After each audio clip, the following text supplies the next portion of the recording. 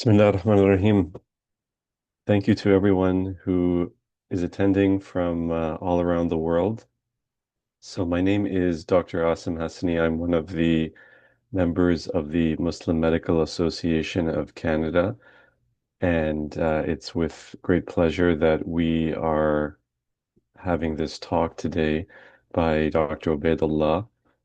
So before we begin, I just wanted to say a few words about the Muslim Medical Association of Canada.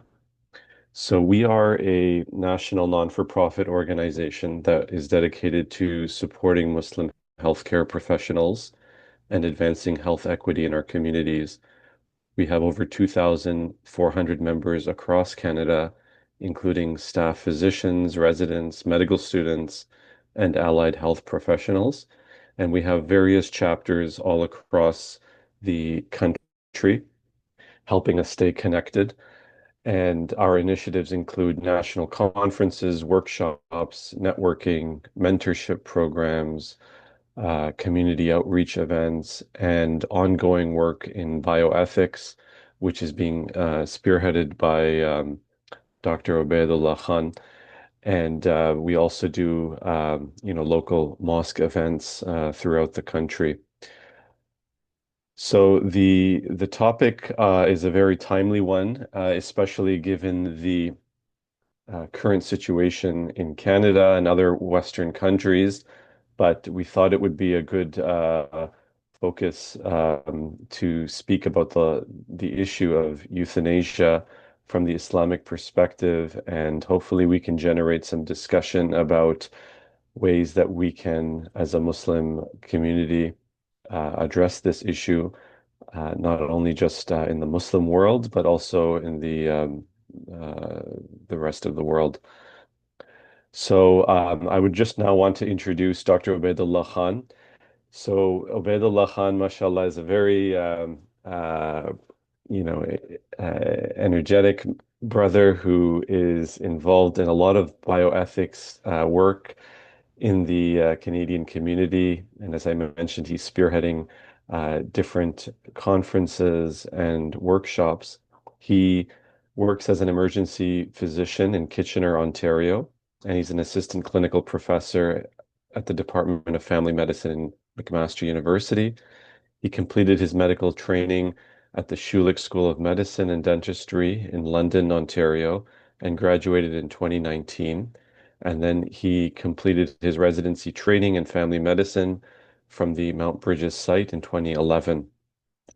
He's also pursued Islamic education with a focus on traditional Islamic sciences under various teachers, including Mufti Ibrahim Qureshi, Sheikh Adam Rajeh, Dr. Nazir Khan, Dr. Zuhair Rahman.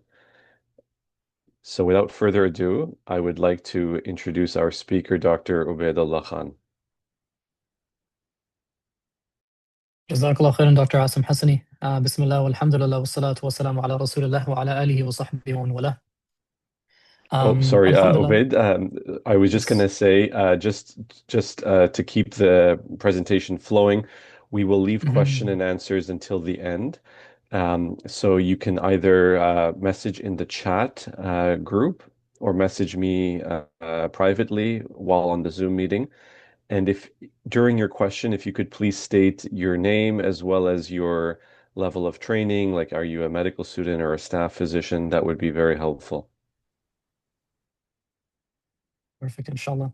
Jazakallah khairan, Dr. Aasim, for the introduction. And subhanAllah, knowing how much Dr. Aasim also is involved in bioethics, the roles could very well have been reversed, and he could have done the talk for us, and I would have introduced him as well.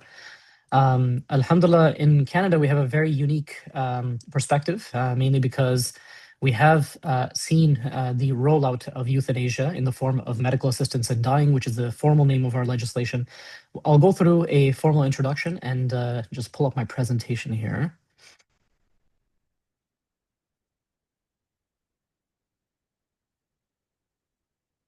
All right. So at this point, you should be able to see the presentation kind of covering the entire screen. Let me know if you guys are able to see it or... All right. You should be able to see it now. Is that okay? Perfect. I actually did some of the testing before, so I assume it's okay. In case you guys aren't able to see the screen, please, inshallah, let me know. Perfect. Perfect. So as mentioned, yeah, like the main focus here is just the fact that from our perspective in Canada, we have been able to see some of the rollout and being able to see the experience that many providers have had with regards to MAID. And so I want to be able to like talk about it from the Islamic perspective and to see like what approach we need to have and how at its basis, it is not just a values-based discussion. It is also questioning the core of what it means to be a physician. And so that's the hope that I will discuss here with you. So no conflicts of interest at this point in time. I want to be able to address the rise of increasing legalization and acceptance of euthanasia, and also talk about a few different topics here. The ethical underpinnings of euthanasia and how, from an Islamic perspective, we are able to see some of the cracks kind of like filling up from the legalization, and how, as a Muslim, this is something that we are expecting to see. As a Muslim, we expect to see some of these things fail. And of course, talk about it in detail from the Islamic perspective and how various scholars over the generations and over their centuries have already done the work, the bulk of the work, to be able to give us a foundation of how to be able to approach this topic. This is a case that I would hope that most physicians who are taking care of patients, like either in a clinic setting or even a hospital setting, would have come across. If for the medical students, definitely keep in mind that this is something you're going to see over and over and over again. There's an example of an 84-year-old male who is suffering from congestive heart failure. He arrives to the ED with his third presentation of CHF. And so this is his third presentation, say, within this year. He has been admitted previously with this.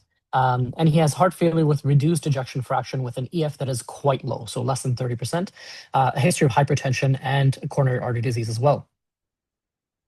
He had been told previously, with his previous admissions, that resuscitation is not in his best interest, and that further interventions, including CPR, including intubation, are not going to improve his quality of life.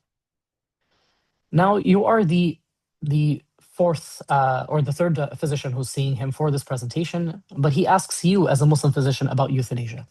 He himself is not Muslim, but he's asking you what your perspective is. And of course, you can't, as a Muslim physician, you can't divorce Islam from some of your decision-making. And he's asking you what your views are about euthanasia. He's had enough of all this suffering. He wants to be able to end things at a time of his own choosing. From his perspective, what illness trajectory do you expect based on the data that is available, based on what you know about his medical history? How will all of this kind of guide your conversation about end-of-life care? And what will that conversation include an option for euthanasia? Like, would you specifically either recommend it or even cover it as part of that conversation? Some of these are very, very relevant to the MAID conversation. From my perspective, I have also not only worked in the emergency department, but I've also worked as a hospitalist within an oncology floor here in Kitchener. The oncology floor itself has several patients for whom like these conversations are fairly key. And so they will ask you a lot about end-of-life care, ask you about euthanasia, ask you about medical assistance in dying, and many will proceed with that option. And so you will have a patient on your list who, for example, is there one day and is not the next day because they had had a MAID provision. So that's the formal term that we should be using. We don't use the term that they were euthanized. We just, at least in the Canadian setting, we say that they had a medical assistance in dying provision. So let's talk about euthanasia, especially from the Western lens, and especially from the lens of a person who does not have a Muslim background. The definition involves the use of two Greek terms, and so that's the Greek origin of these terms, eu meaning good, and thanatos meaning death. And when a person sees that kind of description, I think everyone generally feels that they want a good death. But what is very, very important for us to be able to carve out is what good means and in what respect good is good. So I'll give you an example. If a person is playing a basketball game and you have two separate teams, you are one of the players on a team. You see that one of your team members, while they're dribbling the ball, they make a pass backwards. And so they make a pass to a person that is behind them and they're not working towards where the basket is. Is that a good move or a bad move? I think it really depends. I think most of us would say that if the ball is moving towards the goal or towards the basket, that it would be generally a good move.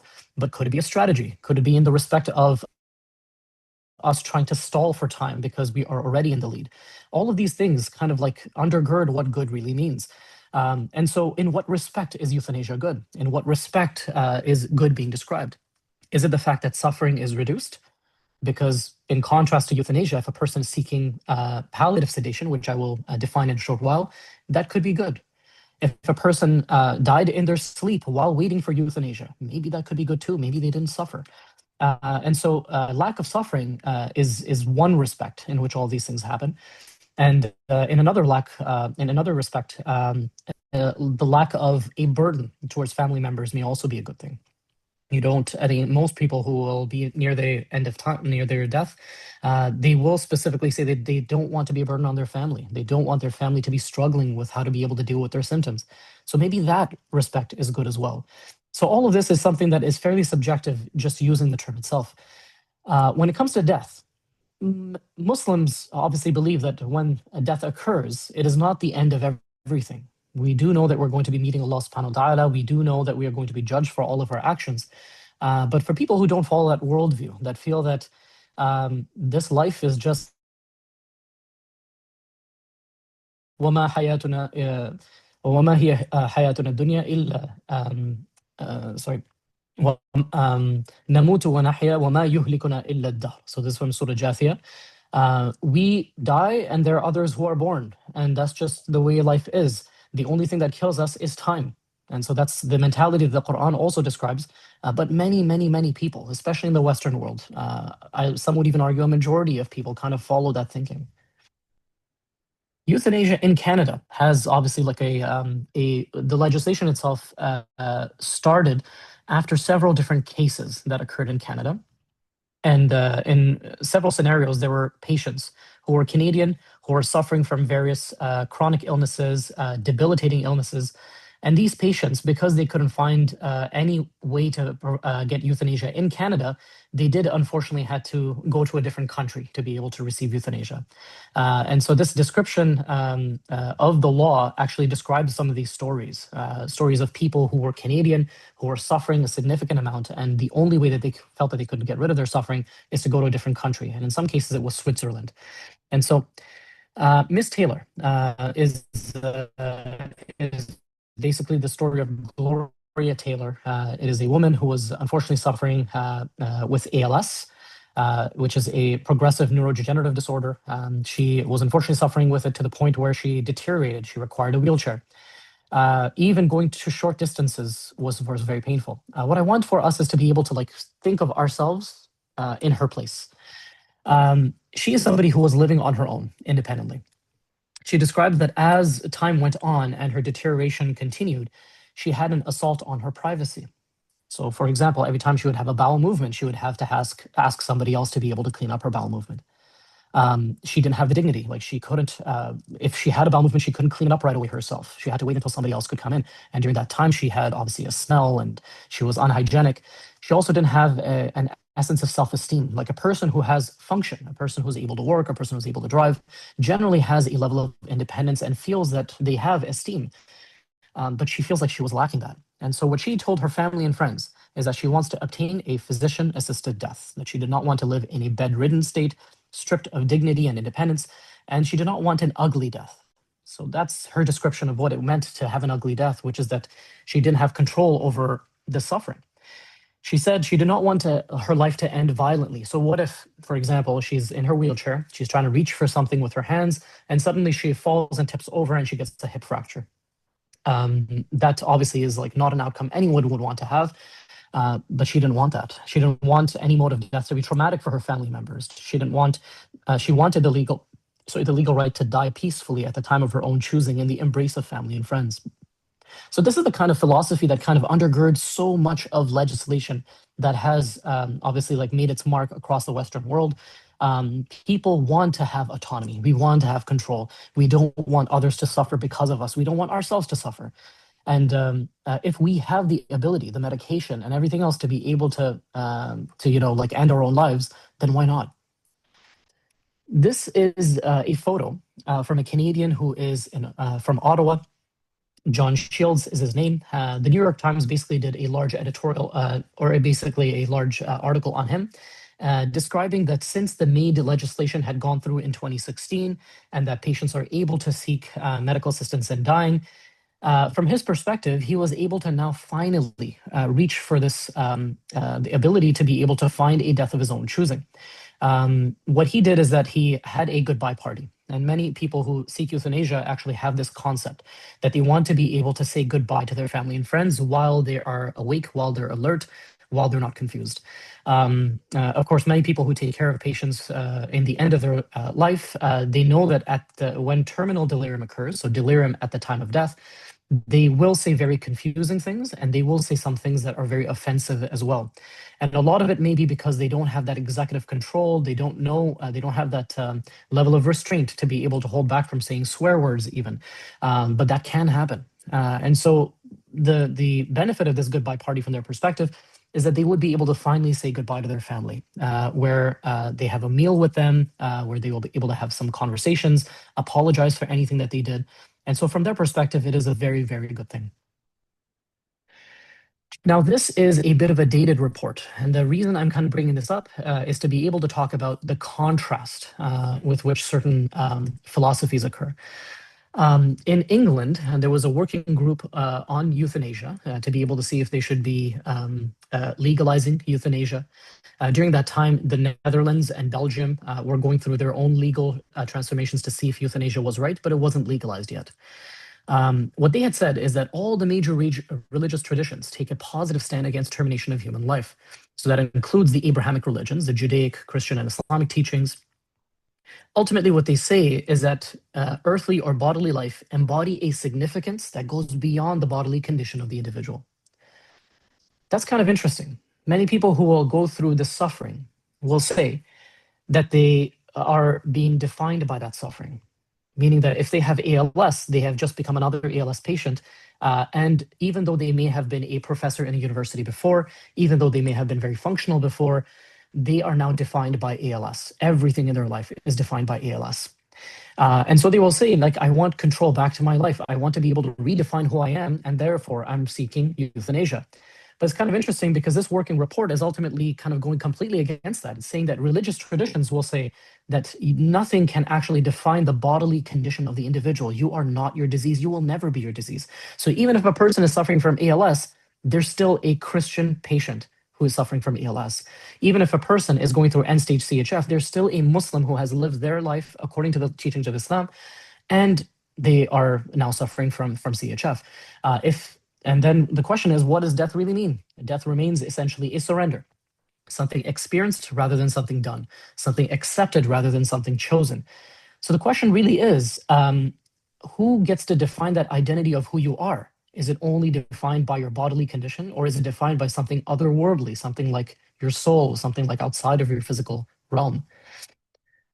I'll go through some of the types of euthanasia because this kind of keeps coming up in terms of descriptions of euthanasia. There's the first type, which is the active. And so if I use the term euthanasia without any prefix, then I'm usually referring to active euthanasia. It is the act through which a physician or a different provider outside of a physician can use medications or other means to be able to end a person's life because of their suffering and to be able to provide them a good ending. There's passive euthanasia. So if a person, for example, is suffering, they have a disease like CHF, a congestive heart failure, then another physician, what they can do is that they can withhold some of your treatment. So instead of giving you, BiPAP, bi-level ventilation, instead of giving you intubation, instead of giving you massive amounts of CHF treatment, including high doses of Lasix, they withhold all of that. And when they withhold all of that, things are going to end on their own. And so that's passive. You're not actively kind of ending that person's life. It is a bit more passive. There are two separate types of passive euthanasia. There's withdrawing care. So if a person already has treatment for CHF, we know that things aren't working. You know that they've been intubated, and the moment the machine stops, the person's going to die. And so because you notice that there's no benefit, you withdraw care. So that's one form of passive euthanasia. It is the withdrawal of care. It is not at all the same as active euthanasia. You're not actively trying to end the person's life, but you're trying to remove anything that is going to, I guess, prolong their suffering even while they are being treated. Withholding care, which is that you don't give them the treatment to begin with. Then there are the other types, which are involuntary versus non-voluntary. And so involuntary just refers to a person who basically has the ability to say no, but they unfortunately are still going to be euthanized. Now, why is this description relevant? Most of us would not imagine any Western country in which a person would say, I don't want euthanasia. Why are you giving me treatment to be able to end my life? The description was kind of like seen in certain cases within Nazi Germany, where several patients were suffering and they had disabilities and they had intellectual disabilities, including physical disabilities as well. And some of these patients were actively euthanized. They were thought that it was thought that they were not going to benefit the gene pool in any particular way. And because eugenics was at its height, they used euthanasia to be able to end their life, even though the patients did not want that. And so whether they were able to convey it or not is obviously another thing. So that's one thing. The other is non-voluntary, which is that the patient is not capable of telling you. So the example of somebody who has an intellectual disability, they physically cannot tell you whether they want to end their life or not, but that's what they want. But that's what ends up happening, which is that a person will decide to provide them euthanasia. There are different legalizations and medical terms that we're using depending on the context. And so in Canada, euthanasia is called medical assistance in dying. I'm once again referring to active euthanasia, so that's called medical assistance in dying. The legalization allows for providers to be able to give medications to patients to be able to end their life, or what the legalization also allows is for a physician to give medication to a patient so that they can end their own life, say in their apartment, say in a different setting outside of a hospital without the physician being present. And so that can happen as well. So the legalization allows for both. And in Australia, there is voluntary assisted dying, which is recently legalized. And so all these different terms are ultimately a description for euthanasia, but they have different contexts and different reasons why they were legalized. This is a list of countries where euthanasia is legal. This list is increasing basically year by year, year by year. You'd be surprised and shocked to know that if you were looking at this list in 2009, you can probably count the list of jurisdictions where euthanasia is legal on one hand. And so we're talking like 5, maybe 6 jurisdictions where euthanasia was legal. Since 2010 onwards, now in 2025, this is like 15 years, very short amount of time, all things considered. These are the number of countries where euthanasia is legal. I have also not included additional countries where euthanasia is being legalized. So the UK, for example, I think recently had some more legislation that allows for more discussion on the topic, and legalization may well follow. And so that's why I haven't included in that list, but they are going to be in that list very, very soon. How did we get here? What exactly happened? Why is it that people are defining their worth by their physical, defining their human worth by just their physical worth? And why is it that so many jurisdictions are supporting euthanasia? Autonomy. We'll talk about autonomy in a lot of detail and how this is probably the primary issue when it comes to a person trying to attain euthanasia. They want to be able to have control of their life. They want to be able to find a time of death of their own choosing. And so in this respect, they want to just have that level of control. The second is the moral experience of advancing technology. Now, what do I mean by that? If, for example, a scientist in a different country is working on some chemicals, and using those chemicals, they develop the atomic bomb. You, living in a different country, do not have an atomic bomb. You have heard that this is very much possible, but your morality is affected by that. Your behavior with other countries is affected by that. Your politics are affected by that. And the moral experience ultimately of knowing like what we need to do because the technology is now there, it ultimately changes your behavior. And so if a person, for example, living in Japan is now thinking, well, they now have the weapon, we don't have any other option. We have the option of either fighting to the death or we have the option of surrendering. And that completely changes your behavior and how you morally behave towards people of that other country. And similarly, if euthanasia, for example, the technology now allows for potassium chloride, phenobarbital, midazolam, multiple medications that are now used to be able to provide euthanasia to a patient. If those medications are available, then how do you justify the suffering of a patient who otherwise is not going to benefit with any other medication? So that's kind of the topic. I'm going to discuss that in a bit more detail as well. Non-maleficence, which refers to the idea that you don't want to harm patients, you don't want them to suffer, you don't want any bad to happen to them. including them being a burden on their family. That is also another part of the ethics underpinning euthanasia. And then there are also misconceptions regarding terminality. When a person goes through terminal cancer and they know that they have metastatic cancer, they have a general idea of when their life is going to end. And even though physicians are often wrong, you sometimes see this progression fairly clearly. And so it is like a clear progression. Compare that to a person who has ALS. A person who has ALS obviously is going to just have progressive disease, but the rate at which it kind of happens always puts that person into a lot of confusion. Like, is it going to happen in a month? Is it going to happen in 5 years? At what rate is it going to progress? All of these things, these are variables, additional variables that each person has to suffer through. And what if euthanasia can be there to remove that variable completely? And so I'm going to talk about that. Frankly speaking, there are many, many, many different ethical scenarios and ethical principles that can be used to be able to describe euthanasia. But I feel like for a Muslim setting, for a setting where like legalization is getting increased, these are the conversations we need to be having with people who are supportive of euthanasia. Autonomy. There is a description from one of the political scientists that says that the dominant model of modernity, modernity here does not refer to us having more technology in our daily lives. It doesn't mean, a person not wearing a hijab. It means much more than that. It means like a governance model. It is talking about how like people are leaning less towards religion to be able to govern their daily life and are now leaning towards things like materialism and science and things like that. So it's a whole package. The dominant model of modernity, combining economic factors linked to the rise of capitalism, sociopolitical dynamics related to the formation of increasingly centralized and bureaucratized states, and cultural orientations, putting a premium on individual and collective economy, reflects the historical experience of European societies. Now, I said a lot of words. What I mean to say by all of this is that what we see as autonomy is heavily, heavily, heavily influenced by European societies, or better, some key fragments of Northwestern Europe. The autonomy that we experience within our life to be able to be religious or not religious, to be able to support abortion or not support abortion, to support gun rights or not support gun rights. All of these are very heavily linked to economic factors, linked to the rise of capitalism, sociopolitical dynamics, where you have a state that has a lot of control in terms of being able to determine, I guess, like where the power kind of lies within a certain state. What it does is that it puts a premium on individual and collective autonomy. So if a person has that individual choice to be able to make decisions in their daily life, then that is deemed to be a very positive thing. And so even though states have become a lot more bureaucratized and centralized, the individual who has more control over their own life is prioritized. A few more technical terms, and so we'll talk a little bit about Kantian moral autonomy. Suffice it to say, autonomy, as it's described, has many different spheres and many different settings in which it can be described.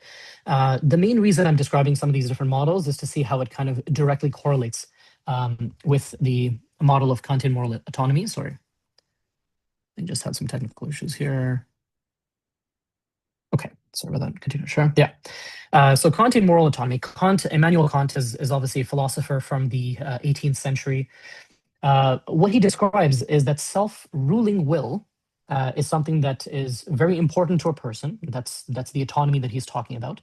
Is always in accordance with something he called the categorical imperative. The categorical imperative is a set of laws, a set of morals that a person is going to have in their daily life that is going to have very heavy implications on how they decide to live their life. What he's saying is that it's not just important that you as an individual have control, it's also important that it is in accordance with this overlying philosophy. So an example of that is that I seek euthanasia because I can't keep functioning in this working society. I want to have control over when I end my life because this society requires people to work, requires people to go to a factory, requires people to be able to have regular income and to continue to give taxes. And so the working society requires a certain amount of work. That's the categorical imperative. It is morally right to be able to continue supporting this society. The second is the structural hierarchy of personal motivation. I seek euthanasia because it will help my overarching goal of avoiding pain. There is a personal motivation and there is a certain hierarchy.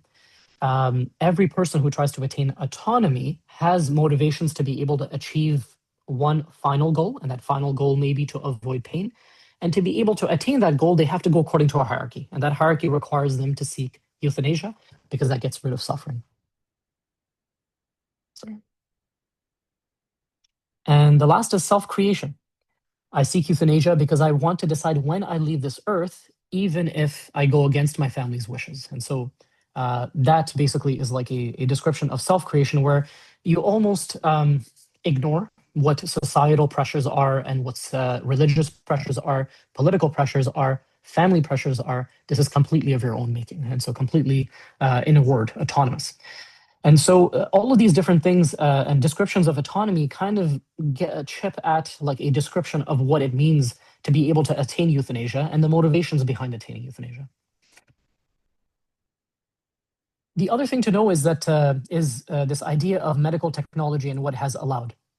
Many people will say that it is such a great benefit that medical technology has allowed for the rise of vaccinations, for things like intubation within an ICU setting so that patients can live longer.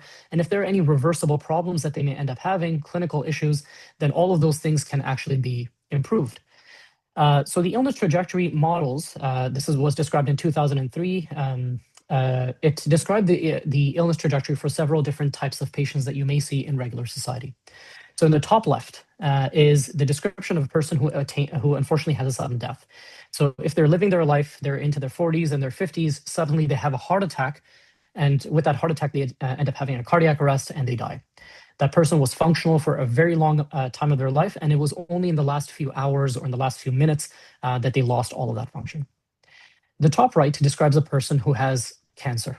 So a terminal illness in the form of, say, metastatic cancer would be that the person's very functional until they end up having that chest x-ray, until their family doctor or their emergency physician tells them that we have done investigations and we have found that you have metastatic cancer. It has spread everywhere. It's just a matter of time until you pass away. And so that person is going to have function for a very long time. And then in the last 6 months, or maybe in the last 3 months of their life, they lose all of their function. And it's relatively rapid, but not as rapid as a sudden death. In the bottom left is where a large chunk of society is going to end up being. We have so much medical technology that if a person ends up having a heart attack, we're able to give them medication to help improve their function. If they end up having heart failure that is very advanced, then you can end up giving them a cardiac transplant. If after the cardiac transplant, they end up, as an example, they end up with diabetes, and the diabetes allows their kidneys to function so poorly that the kidney requires a transplant. And then it becomes so bad to the point where their liver requires a transplant. It's almost as though a person is like slowly dying, but every time they get a new organ, it's as though they get a new lease on life. And then their function improves once again. And then the function kind of reduces over time to the point where it's almost like delaying the inevitable. You know that they're going to die at a certain point, but their life is extended almost to a very artificial means. That is a large chunk of society today, especially with the rise of medications, vaccines, and things like that.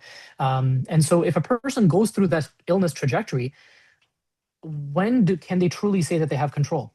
It's as though it's almost like they're playing whack-a-mole. It's like the game where like a gopher comes up from a machine, you hit that gopher, the gopher goes down, that problem's gone, and then a new gopher comes up and you have to hit that gopher too. And so it's almost as though you're kind of like delaying the inevitable and you keep doing this your entire life. I'm not saying that it's necessarily a bad thing, keep in mind. What I'm saying is that it influences the morality of a person going through that. And the last is a person who is frail to begin with. They already have, say, something like Down syndrome, and they unfortunately have physical disabilities related to that. They're already very frail, and over time, their function was already very low. It just keeps reducing over time until their death. So now that we've discussed all of that, what is the moral experience of advancing technology? This experience has actually led some physicians to think that they're not able to differentiate between palliative sedation and euthanasia. When a person goes through palliative care, say they have metastatic cancer, you have a conversation with them, in many places around the world, we can keep them in a hospital setting or even a hospice setting and tell them that we're going to be taking care of all of their clinical issues and their pain and their shortness of breath, but we're only addressing the symptoms. We're not going to be addressing any of the medical problems. We know that we can't fix the medical problems. And so you end up giving them hydromorphone. You end up giving them medications to be able to get rid of all that suffering. With the rise of euthanasia, some physicians are just not able to tell the difference. What's the difference between palliative care sedation and euthanasia? Palliative sedation is basically euthanasia light. You give them medication at a smaller dose so that you can try to reduce their suffering so that they're going to die. Some patients may end up dying faster because of those medications.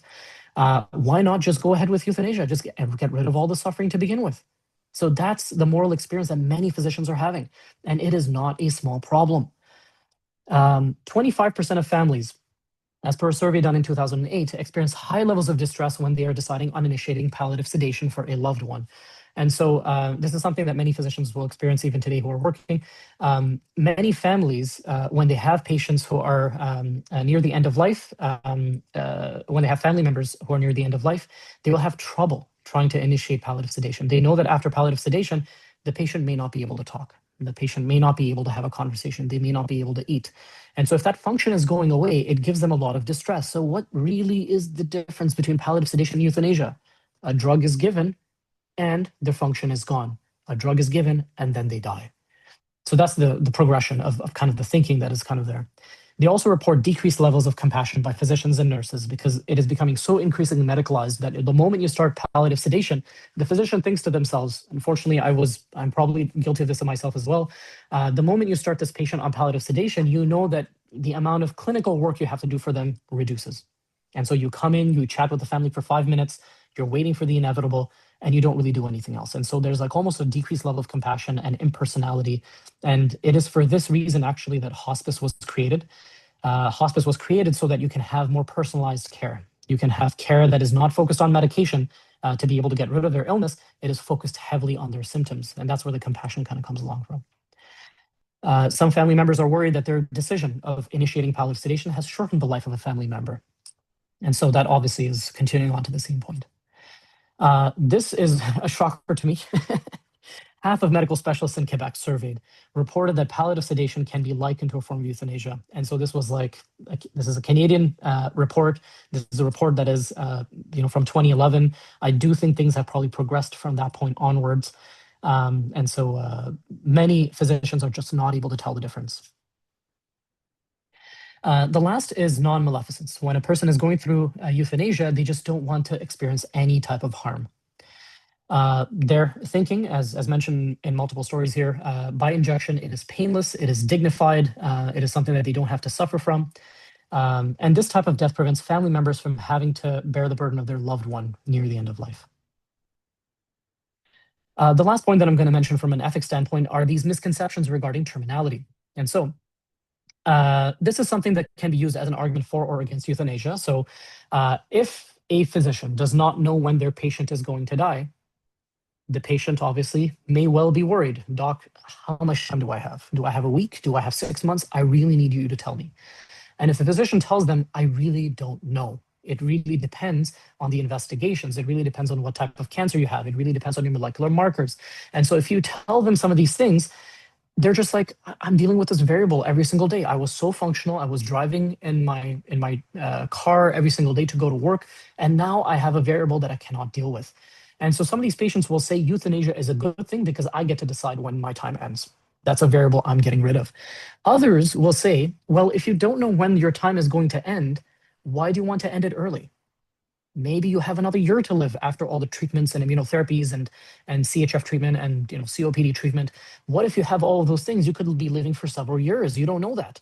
And so the idea that we don't know when a person dies can be used for or against euthanasia. And since physicians are notoriously bad at predicting, just the same idea. If suffering is guaranteed, why not just remove the variable to be able to remove that suffering? This is unfortunately the situation we're ending up in.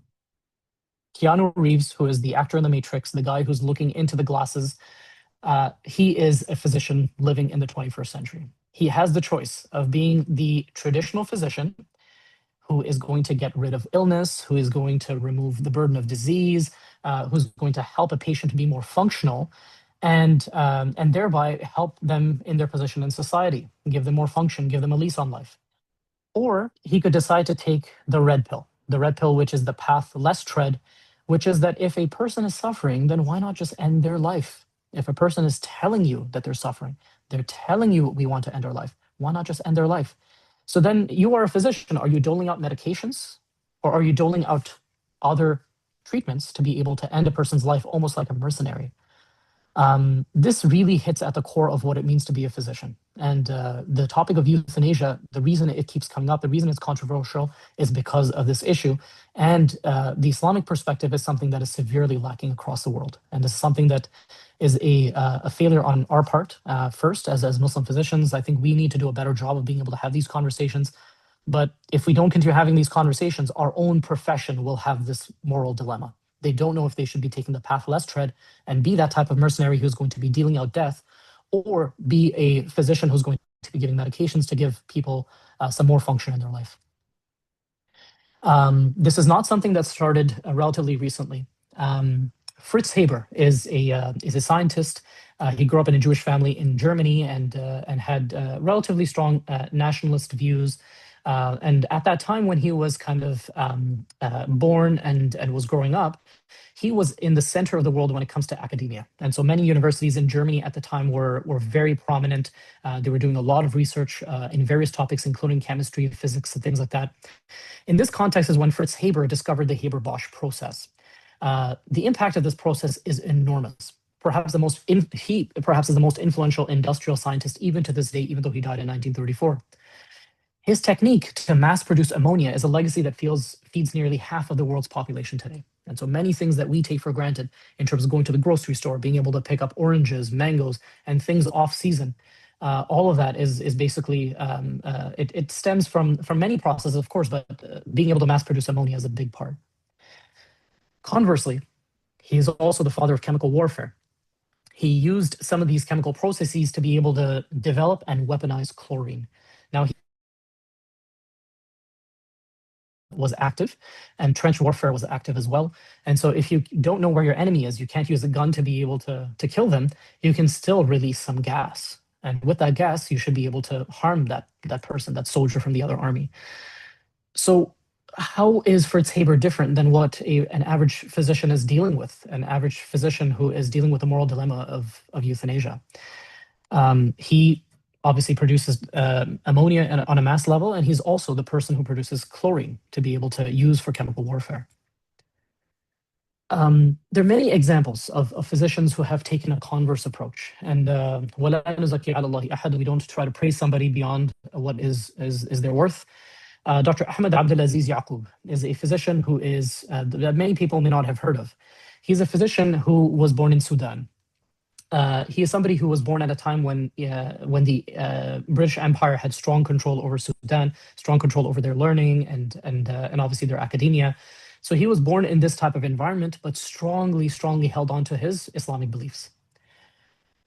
He wrote a book. So before I kind of describe him, he wrote a book on fiqh of medicine, which is actually part of his thesis. And I came across that book, I think almost 10, 15 years ago. And so, mashallah, he was actually alive at the time. His book was very important to me. It has actually helped me approach Islamic medicine in a very different manner. And he goes through fiqh opinions within Islamic medicine that were all traditional. So these were all old kind of like fatwa that he researched altogether. And people kind of asked him about his trajectory. He's somebody who grew up in Sudan and decided to do medical school when the rest of his family were not in medicine whatsoever. After he does medical school, he becomes a cardiothoracic surgeon. After he becomes a cardiothoracic surgeon, he decides to do a different turn on his life. He says, I'm going to study law. And then while he's a surgeon, a full-time surgeon, he studies law for 10 years in the university, one of the universities in Khartoum. I believe it was Durman. So in Khartoum is where he continues a lot of his training. And after those 10 years is when he publishes this thesis on the fiqh of medicine, and then that becomes a book, and that's the book that I ended up reading. When people asked him, why did you spend so much of your life studying law, even though you were a cardiothoracic surgeon? His answer is something that I think will resonate with all of us. Everyone who's on this meeting is probably going to feel that their perspective is similar. I'll let you guys kind of read that for the next 10 seconds, and then I'll kind of describe it.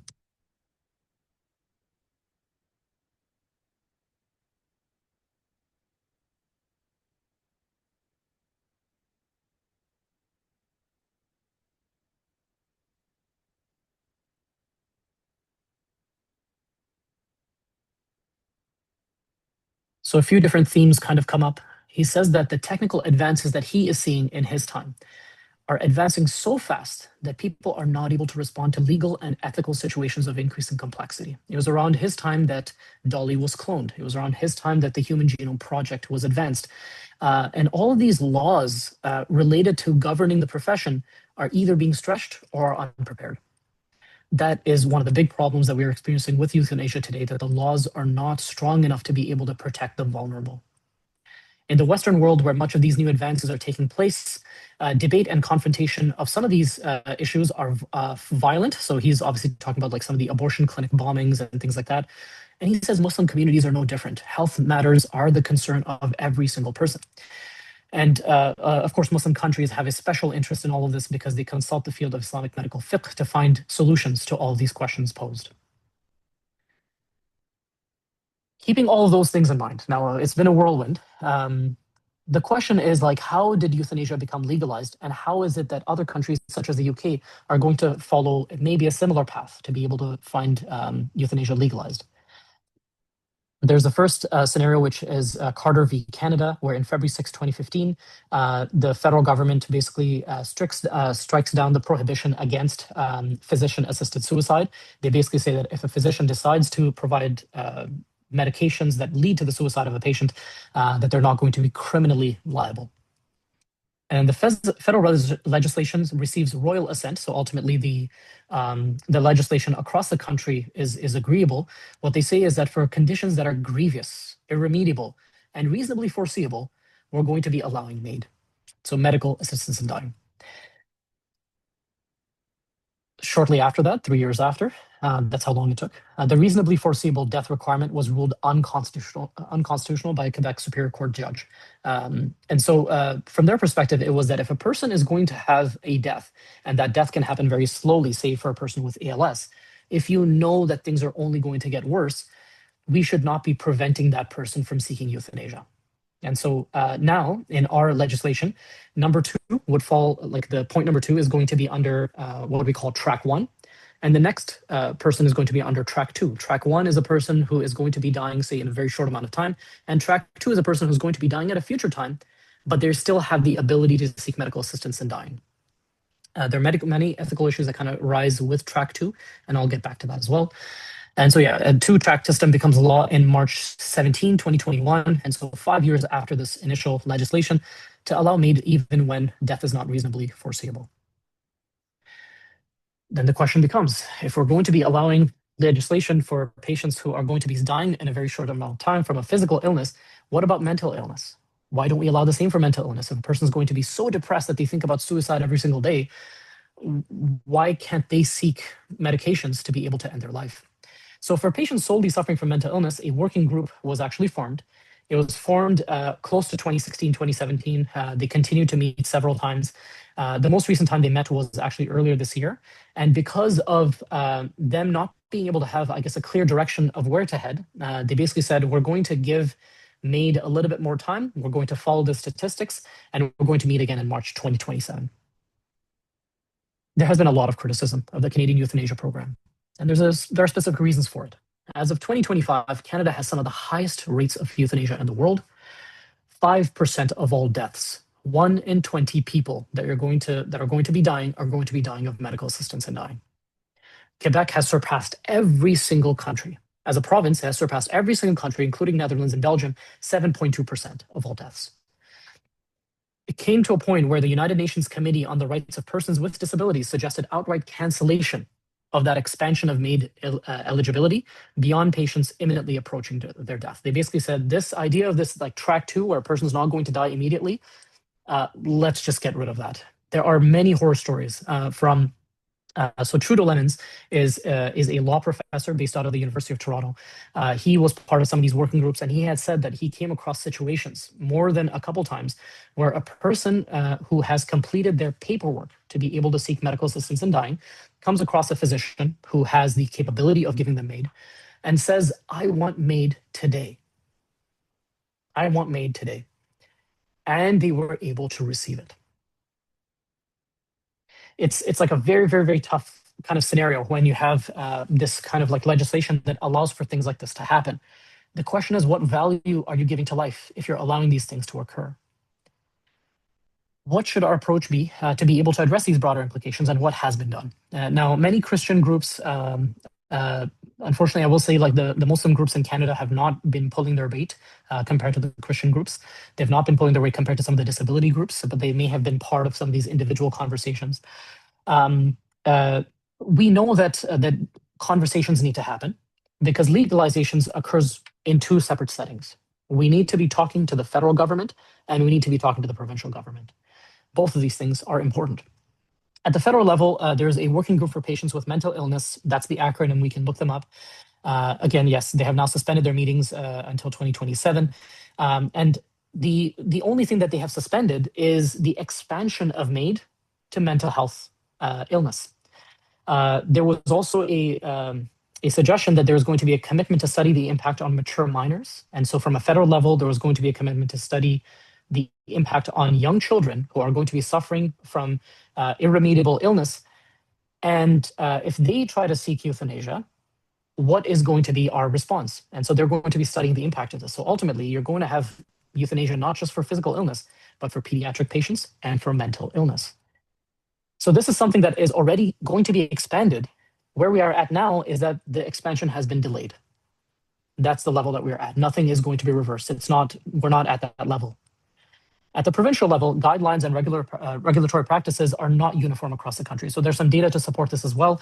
Every single province, because they govern their own physicians, they have told their physicians like guidelines on how to be able to ensure that patients have access to MAID. And so guidelines and regulatory practices are not uniform. In BC, British Columbia, a physician does not have to do mandatory referral. So if a patient tells them, I want to be able to seek euthanasia, they're not under an obligation to be able to like speak to another physician so that the patient can attain euthanasia because they don't personally agree with it. But in Ontario, it's not like that. In Ontario, we need to make sure that other physicians who can provide MAID are involved. Even though obviously as Muslims, we do not get physically involved in terms of the MAID procedure, we need to make sure that it effectively is possible. And that's a very tough position for any of us to be in. And these are some statistics that were released from the 2023 report on medical assistance in dying. 15,000 patients in 2023 received MAID. There were 19,000 requests, and 4,000 of them either that the patients had passed away beforehand or they weren't eligible, even though the patients had made the request. 96% were track 1, and so their death was reasonably foreseeable. 4.1% were track 2, and so their death was going to be at some future point, perhaps a very long time from when they had met the physician, but yeah, much longer time. The median age for recipients who had sought MAID was 77.6 years, and so most patients are very old. And in 2023, yes, as mentioned, yeah, 4.7% of Canadian deaths were from MAID. Given that the legislation even allows physicians to give patients their medication in a package, they can just say it's almost like a death packet. You can just use it whenever you want. That was self-administered in fewer than 5 instances. So all things considered, the vast majority, the physicians were the ones providing the MAID. What are the Islamic views in euthanasia? And so now I've spent a lot of time kind of talking about like where the setting is at. I just want to ensure that all of us kind of understand what the Islamic views are on this. Just going to quickly check a couple things here. Perfect. Okay. I think we're doing fairly well for time. Unfortunately, I have to like get rid of the slideshow to be able to check the time and the charge for my laptop. So, but inshallah, we should be okay. In terms of the Islamic views on euthanasia, what does our deen have to say on this? And how can we make this conversation head in the right direction? The Islamic approach to death, obviously, no surprise to anyone attending here, it is very, very different. The Prophet ﷺ said, لا يتمنى, sorry, my cover is kind of here. There are actually some things in my screen that I'm not able to get rid of easily, unfortunately. So the Prophet ﷺ said, لا يتمنين أحدكم الموت من ضر أصابه فإن كان لا بد فاعلا فليقل اللهم أحيني ما كانت الحياة خيرا لي وتوفني إذا كانت الوفاة خيرا لي. The Prophet ﷺ said, none of you should wish for death because of a calamity befalling him. But if he has to wish for death, he should say, Ya Allah, keep me alive as long as life is better for me, and let me die if death is better for me. So the value judgment that we're basically saying is that Khair is something that we, as human beings, are not able to determine. As human beings, we don't know what's good for us. As human beings, we don't know if a life, if a death that is done instantly at a time of our own choosing is necessarily good for us. Whether it's good for us as individuals, for our families, for our communities, for society. How do you deal with the impact of all of that? You don't know. We don't know. And so that's one important thing that the Islamic approach provides that is in direct contrast to this idea of autonomy. What it also, what the Prophet is also saying is that whenever a calamity befalls that person, that's not necessarily a bad thing. That calamity could be a diagnosis of terminal cancer. It could be a diagnosis of COPD. It could be the diagnosis of diabetes. We don't know if that calamity necessarily is so bad that we should wish for death. That's something that we don't have the claim to. We can't say that.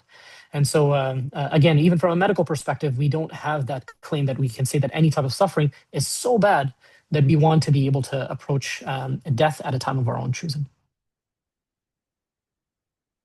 And this is from Surah Al-Quran. أعوذ بالله من الشيطان الرجيم. إن الله عنده علم الساعة وينزل الغيث ويعلم ما في الأرحام وما تدري نفس ماذا تكسب غدا وما تدري نفس بأي أرض تموت إن الله عليم خبير. Allah alone has knowledge of when the day of judgment and the hour is going to arrive. He sends down the rain and he knows what is in the wombs. And so when he sends down the rain, we know that vegetation is going to come from it. And in some cases, the rain may not benefit that vegetation. Life may not come there. And he also knows what is in the wombs. And so whether that person is going to be a good person or a bad person, whether that person is going to be dependent on other people for rizq, or they're going to be able to attain the rizq through their own means. No soul knows what it will earn for tomorrow. No soul knows in what land it will die. Surely Allah is all-knowing, all-aware. The general approach in our minds is that qadr is already written. We personally don't know when we're going to die. Allah already knows when we're going to die. And if Allah already knows when we're going to die, this approach of trying to write our own qadr, almost as though we want to change our own qadr, is something that does not have an Islamic backing. This absolutely can't happen. Nothing happens without the will of Allah subhanahu wa ta'ala. So even when a person wills that they kill themselves, it has happened with the knowledge and it has happened with the lawh al-mahfuz already mentioning that. Like the lawh, the paper is already written about all of us and all of our lives. Now the question kind of becomes, if we know this approach, what specifically can we say in these situations where a person wants to end their own suffering? Keep in mind that euthanasia, obviously from a medical standpoint, is something that we are talking about here. A person wanting to end their own life is not at all new. A person wanting to commit suicide, a person wanting to not deal with the consequences of their own life, is something that has been described in Islam multiple ways. I don't know how this kind of happened.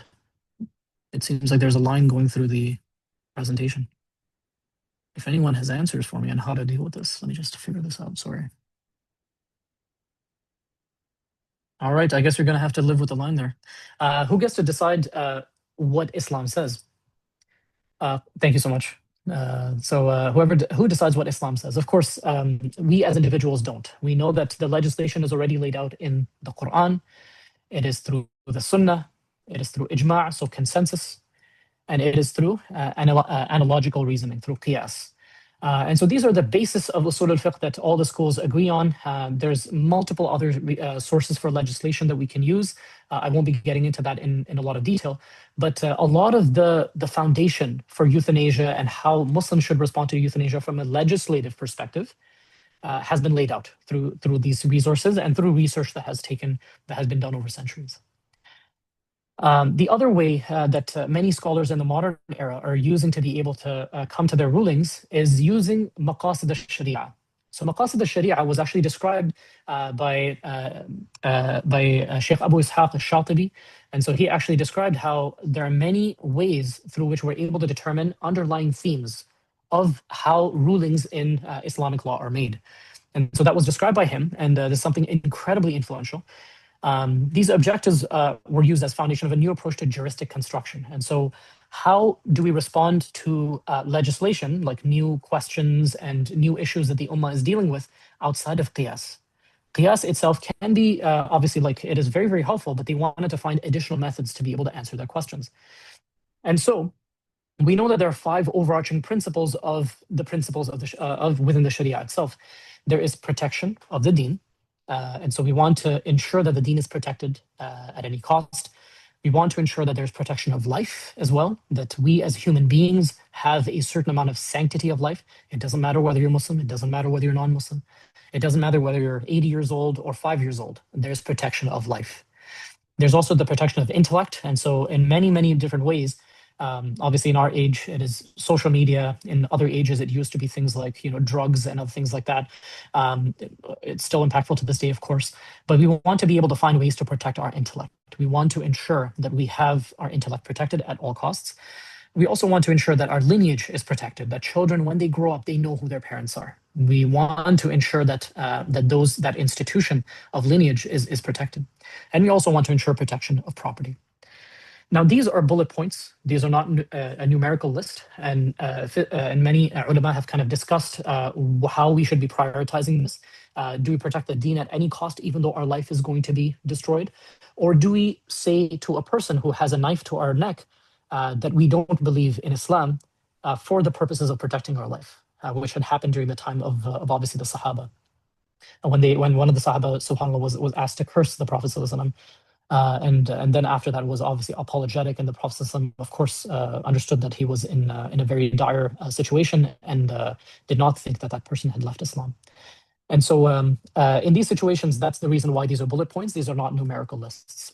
A lot of euthanasia discussion is centered around the second aspect, which is protection of life.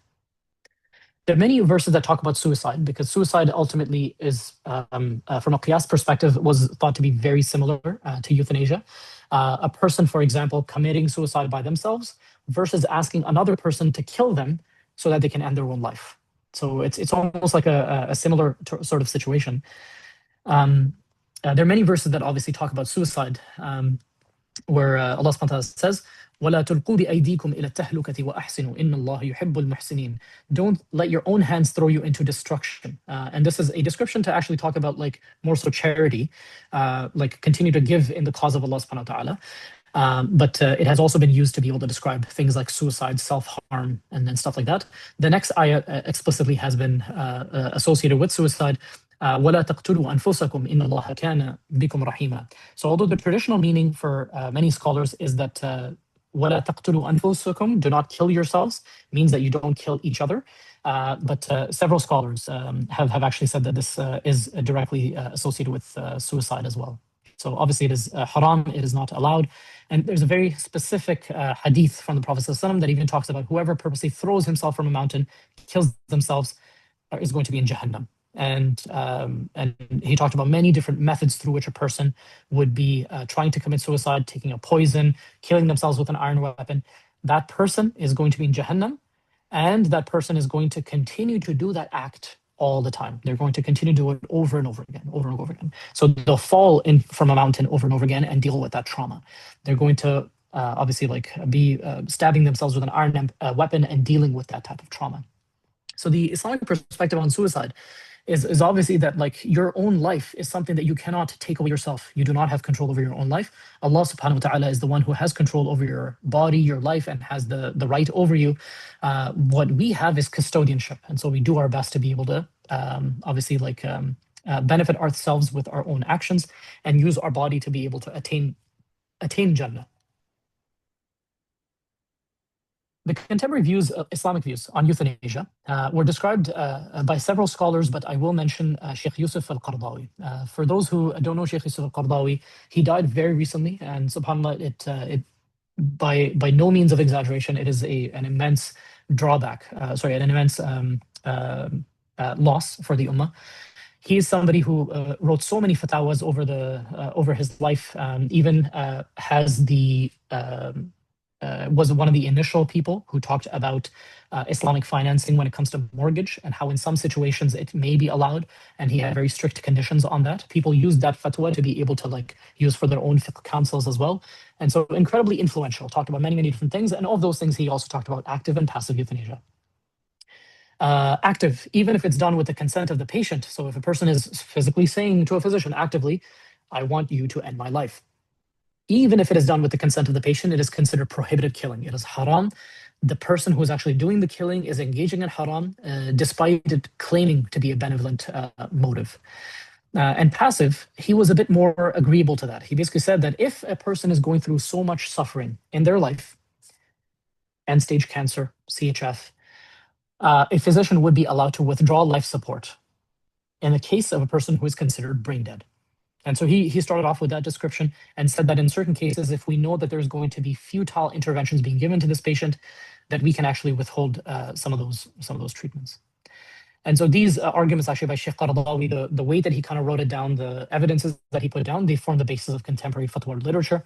And several different organizations have kind of followed suit. And so the Islamic Organization for Medical Sciences did involve Sheikh Yusuf Qaradawi even earlier, and they held several panels, including 1988 and 1999.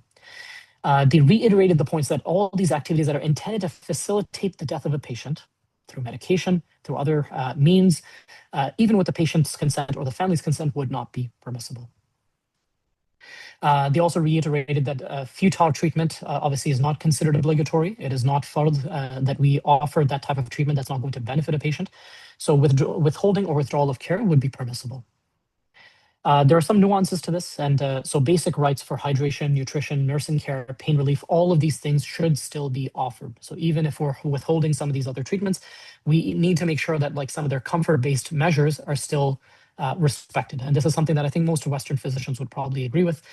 They may have individual disagreements about how hydration or nutrition might be beneficial to that patient, but the general idea is something that most Western physicians would agree with. Palliation. Let's talk about the Islamic perspective on palliation. This is not something unique to an Islamic perspective. I think even the whole institution of having a hospice, where patients and families move from an actively noisy, medicalized setting, where physicians would come by, stay for 5 minutes, ask them a couple of questions. Do you have chest pain? Do you have shortness of breath? Do you have any nausea or vomiting today? These are your vital signs.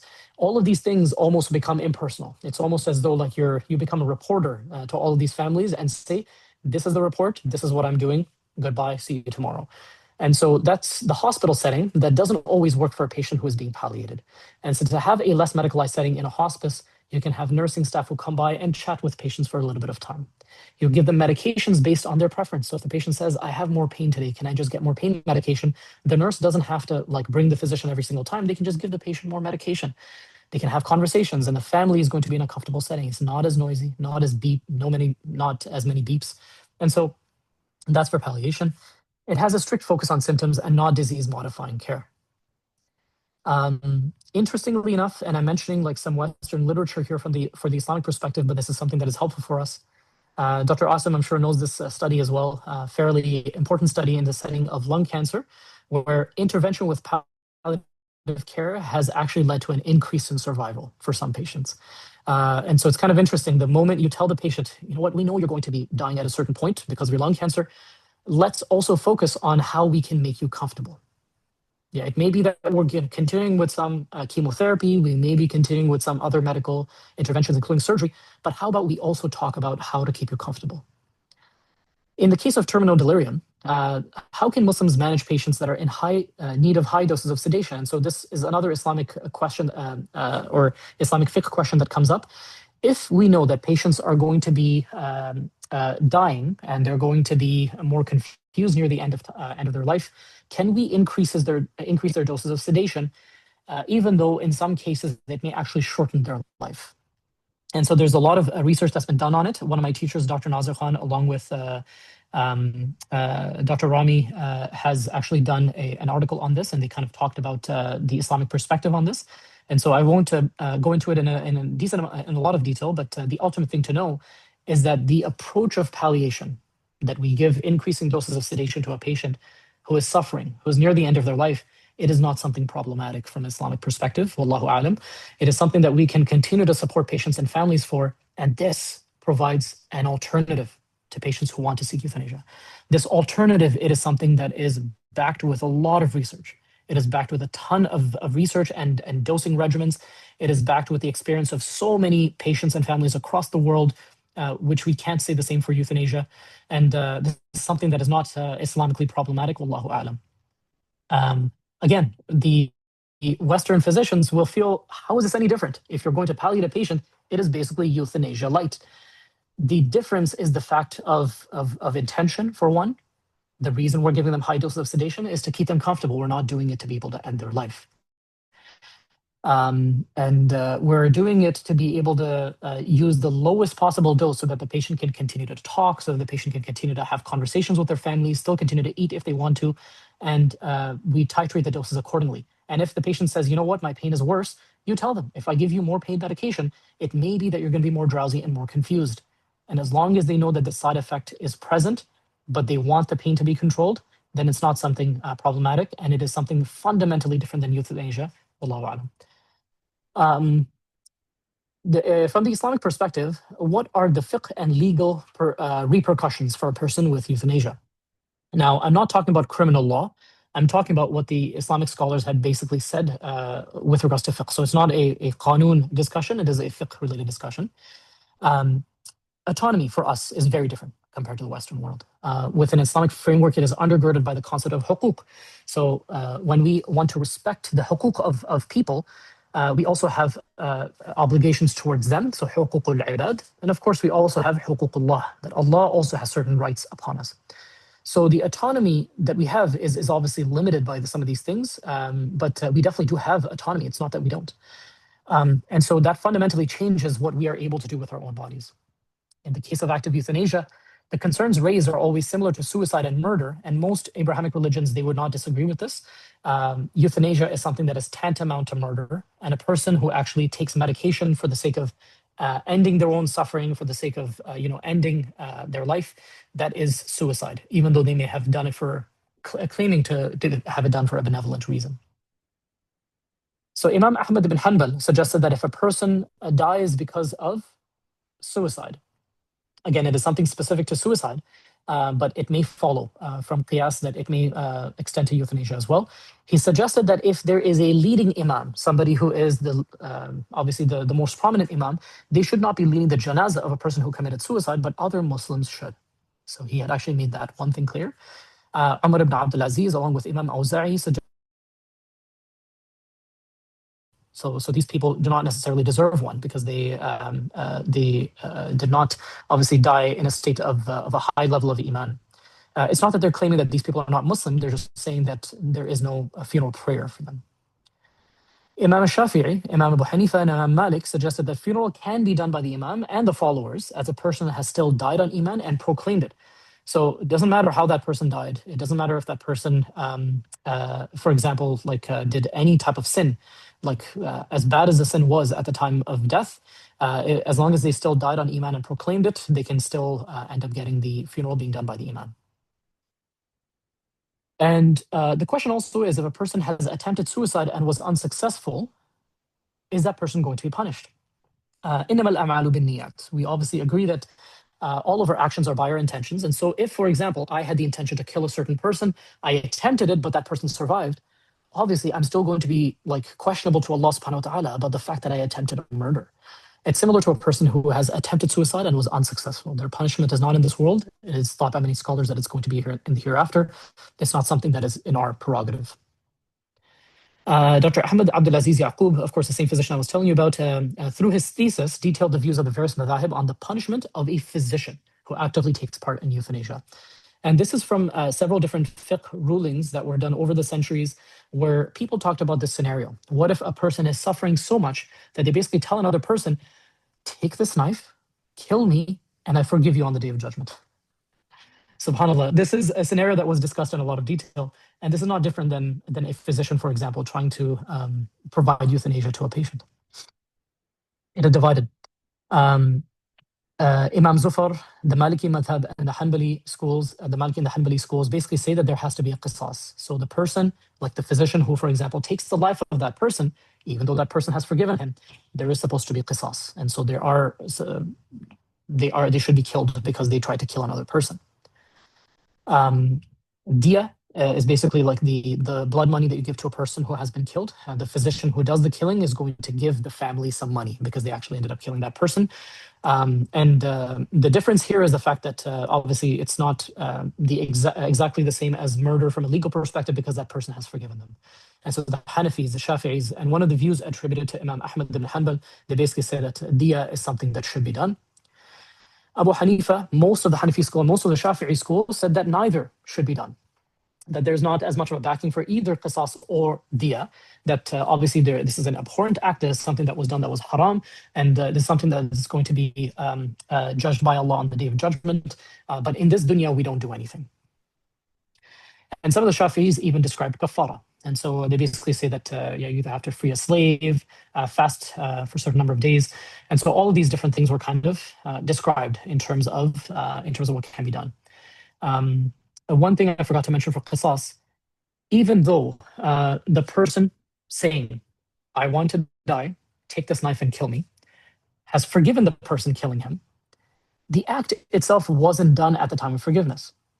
So if the person, for example, says, I want to be killed, and while they are dying, they basically said, oh my goodness, that was incredibly painful. I did not want this. This is not something I was imagining. I didn't imagine that my suffering was going to be this bad. To protect the right of that person and their suffering that they had at the time of their death, that's the reason why they say qisas. So Zufar, Maliki, and Hanbali schools basically say that because the murder is happening, you can't forgive a person for whom you haven't murdered yet, for whom they haven't been murdered yet. And so all of it just to say that morally, a physician cannot claim, according to these scholars, that because they provided maid to a person and it was done in a merciful setting, it was done to be able to get rid of their suffering, we can't claim that that person is not criminally liable. And so that's what the takeaway point that I'm trying to mention here. These punishments obviously delineate the boundary of liability and punishment in this world, not the hereafter, which is a moral responsibility. And so that is something that a person takes on themselves. Morally, they're going to be questioned by Allah subhanahu wa ta'ala. My brothers and sisters, we went through a lot of different things related to euthanasia. We talked about the legal repercussions of it, the discussion between Islamic scholars on this, and how they were intimately aware of some of these motivations and some of these thoughts behind euthanasia. What we end with is a call to action. Being a part of the Ummah of the Prophet ﷺ does not mean that we are passive. Being part of the Ummah of the Prophet ﷺ means Amr bil Ma'ruf, Nahi anil Munkar, and that is until the time of our death. We continue to call people towards what is good. We continue to move them away from what is bad.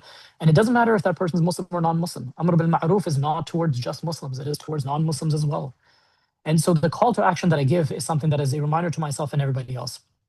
What can I, as a Muslim, do about this? There are so many groups that are affected by euthanasia. Disability groups, mental health groups, groups that are dealing with chronic illnesses. If we want to stop the wave of legalization because we feel that the value is not being given to these patients, it is going to start with conversation. In many Western countries, alhamdulillah, we can claim that we have some amount of freedom of speech, a large latitude for freedom of speech. In many cases, we know that related to Palestine and Gaza that we don't. But in several respects like these, we do have the benefit of having conversations. We do have the benefit of speaking to the media. We do have the benefit of publishing articles. And so these issues related to this increasing legalization of euthanasia, if we want to prevent that, it mainly occurs through conversation. And that conversation doesn't only happen with groups that are strongly supportive of euthanasia, it also starts with disability groups and people that are strongly affected by it. It is not just Muslims, it is not just Christians, not just Jews. It is many patients who are either religious or non-religious and are dealing with chronic illnesses. What we need to remind people, and something that, subhanAllah, I won't be exaggerating if I said this, the world has forgotten the inherent sacredness of life. The world has absolutely forgotten the inherent sacredness of life. This is something that we as a Muslim ummah have to be on the forefront of reminding people of this. If Fir'aun is somebody that can be in benefit of guidance, if he can benefit with guidance, and if Musa is told to speak with him with qawla layyina, with easy speech, don't criticize him a lot, be very clear with him. If he is being reminded of that, then anybody can be reminded of that. There's no person that does not have that inherent sacredness of life. And so to be able to treat each person as a human being, we need to understand that if we're living, for example, in a large family system where you have multiple generations, the older generation is one that we can benefit from. We benefit from their advice. We benefit from their wisdom. We benefit from their experience. And that person, just because they're not going to work, just because they're not able to move in their wheelchair as easily, doesn't mean that they don't have that sacredness of life anymore. It doesn't mean that they are better euthanized. And that person should not be thinking the same either. An old person who's suffering with all of this should not be thinking that we can't benefit society. They absolutely can. And so that inherent sacredness of life is something that we as a society, as the global community have forgotten. And we need to bring this back. We need to remind people of that again. We need to be the ones who, as described in Surah Nisa, we are advocating on behalf of the weak and the disabled. People who are weak do not have a voice. People who are disabled do not have the ability to be able to change certain things with their hands.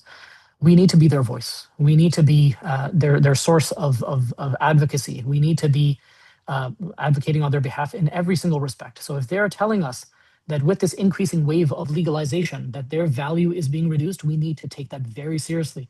And if we are not advocating on behalf of the weak and the disabled, then this is a huge stain on our humanity, on our ummah, and on us as Muslims personally.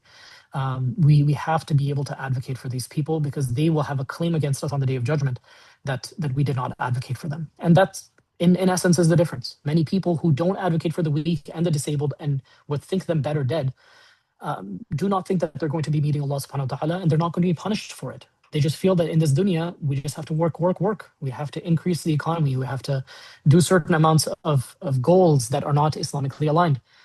And so this is something that we personally, as Muslims, need to be afraid of. We need to be watchful of people that are under our care. We need to protect the hospice philosophy as a whole. And so this, I think, is probably the lowest hanging fruit in terms of how to be able to address all of this.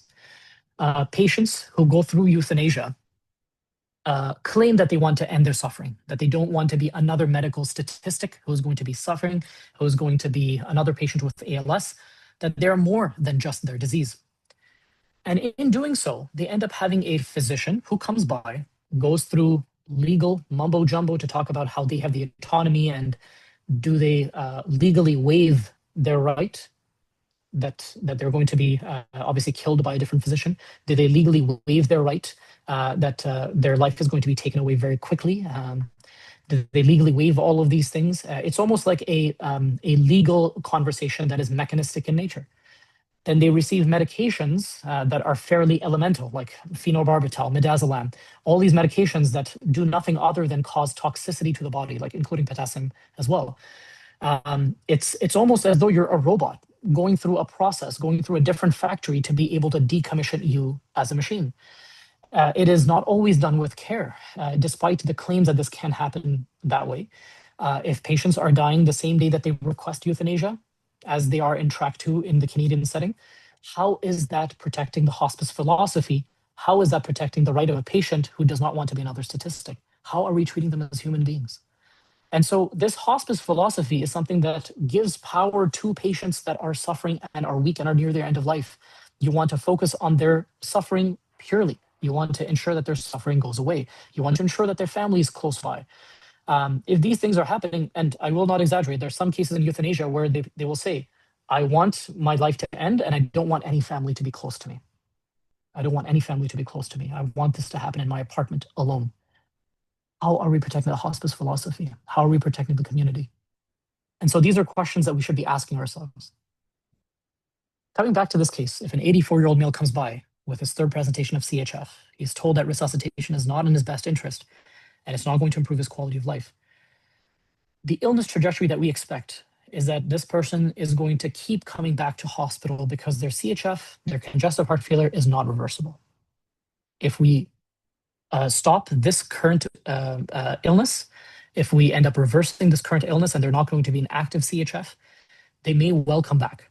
And so that illness trajectory is something that has to be explained to patients, that there are medications, there are many things that we can do, but you can't treat old age.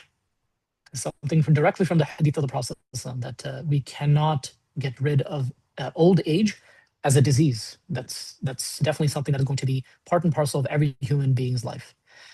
How will you guide your conversation about end-of-life care? In this scenario, I think like having those frank conversations, depending on where the patient is, starts off with understanding their suffering. You will say, you've come to the hospital many times. How do you feel at home when you don't have this illness? How do you feel at home, day-to-day life, where you're depending on other people? Maybe you're in a wheelchair. That is central to part of that conversation. And so that is something that we should be obviously discussing. Most of those who support euthanasia obviously will support that philosophy as well. We need to talk about the suffering that these patients experience outside of acute medical settings.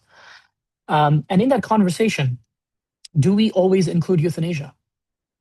SubhanAllah, this is something that I think in many settings across Canada and in many settings in the US, and we hope that if there's going to be legalization in the UK, we need to ensure that we have other people who are going to have that conversation.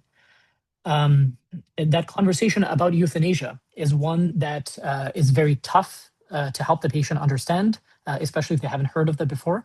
And even when you bring it up, keep in mind that patients will perceive themselves as a burden if we keep bringing up euthanasia. So legalization of euthanasia has also forced some physicians to be able to talk about euthanasia at many different conversations. But for a patient, think about it this way. Think about it from the patient's perspective. If they have never thought about euthanasia, and as a routine checklist, you say, well, you can decide to be palliated, you can have euthanasia, you give them like a buffet list of things. The moment you mention euthanasia, the patient will be like, wait. You want to end my life right away. This is something that like I can choose to end my life right away. I can choose to end my suffering right away. Am I a burden? That's a question that every patient will think of. Are they a burden? So for a patient who's not ready for that conversation, this is something that is tough for us to be able to justify every single time. And so that's something that I think like as Muslims, we need to understand how they value themselves as patients, how their families value them, and have that conversation accordingly and give them that option. Medical care is not a buffet list of options that you give every patient. Medicine involves giving them guided treatment options that you're going to feel is going to benefit them. For a person who's 84 years old, um, uh, you can't offer them surgery if the surgeon doesn't feel that it's going to be beneficial. Then why are we offering euthanasia if we feel that that's not going to be beneficial to get rid of their suffering? This is something that we need to really think about, I think, as a community. And so that is the end of my presentation here. In terms of the summary, I would hope that we have understood that euthanasia itself as a philosophy is gaining more traction in the Western world. I do think that there are going to be more countries that are going to legalize it. I also think that the mentality of people has changed because of the increasing legalization of euthanasia. I do think that the morality and their perceived sense of worth has changed because of increasing legalization. And our job as Muslims, our job as Muslim physicians and practitioners is to be able to bring back that worth, is to be able to help patients understand that they are worth more than their disease, that they're worth more than what is physically happening to them. We obviously believe that they have a ruh, and that ruh is going to meet Allah subhanahu wa ta'ala. Every single person is going to meet Allah subhanahu wa ta'ala. And even though that person may not agree with us, we have to remind them that they are worth more than the physical realm. And so I hope and pray that Allah subhanahu wa ta'ala allows us to be of benefit to this deen, to this ummah, that Allah allows us to be able to help patients understand their suffering, that He allows us to be able to do what is the calling that many physicians kind of work towards, that we benefit patients, that we get rid of their disease, and that we are not that we do not become people that are equivalent to mercenaries, that we are for hire, and that we can pursue made for any patient that requests it. أقول قولي هذا واستغفر الله لي ولكم ولسائر المسلمين فاستغفروه إنه هو الغفور الرحيم. And I'm more than happy to answer your questions at this time. Jazakallah, Dr. Obaid. That was an amazing talk. Amazing talk. We all knew you were a great speaker and very knowledgeable in this, but this was extraordinary. A lot of food for thought. Some of our colleagues who were from the Middle East unfortunately had to leave due to prayer. Here in Canada, we're like early morning, but they're in the evening. So there were a few questions. I will just ask for everyone who has a question to just post it, please, in the chat, and then we'll get to it. And then, so we'll do like 10 minutes or so of Q&A this way, and then maybe we can just open up the mics in case people want to address, topics to speak to you.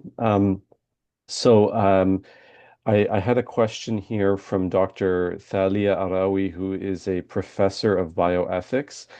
And she asked a question. She's no longer in the chat, but her question was, which is a very, deeper philosophical question in these situations where, we really have to think about who is determining the quality of life.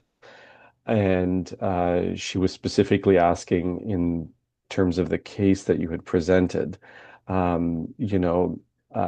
we as physicians determining the quality of life? Are we allowing patients to determine what it means by quality of life? Like, is there a standard there?